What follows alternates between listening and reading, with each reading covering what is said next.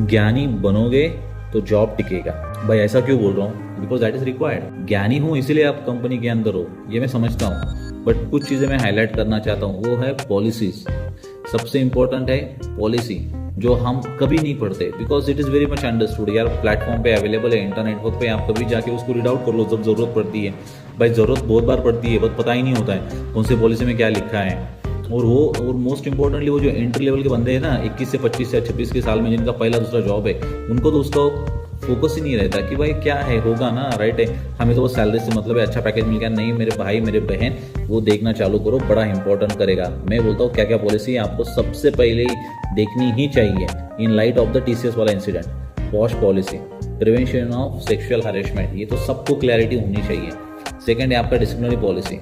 भाई disciplinary policy क्या बोलता है, कौन सी चीज़ के लिए क्या एक्शन हो सकती है, और इसका क्या मैट्रिक्स है, किसको इशू हाईलाइट करना है, ज़रूरी है, इंपॉर्टेंट। सिमिलरली एस्केलेशन मैट्रिक्स समझ लो कि भाई कौन सा मैटर किसको हाईलाइट कर सकते हैं, राइट है, उसका टैट क्या होता है, ये सारी चीज़ें बड़ी इंपॉर्टेंट है, ये सारा समझ लो।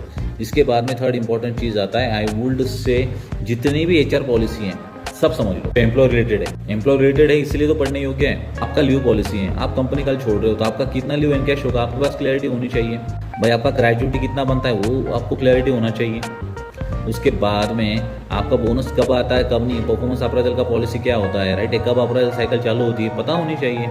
या spend time on it. Along with that कल ट्रांसफर आपको कर दे कंपनी, तो कितना पैसा कंपनी आपको पे करेगा नए लोकेशन पे शिफ्ट करने के लिए, देगा भी नहीं देगा, लगे शिफ्ट करेगा नहीं करेगा। भाई बहुत सारी चीज़ें, बहुत सारी इक्वेशंस बन सकती हैं, बहुत सारे लोग पढ़ते भी हैं, जो नहीं पढ़ते उनके लिए ये कम्युनिकेशन है। Please focus on it by being a student of human resource.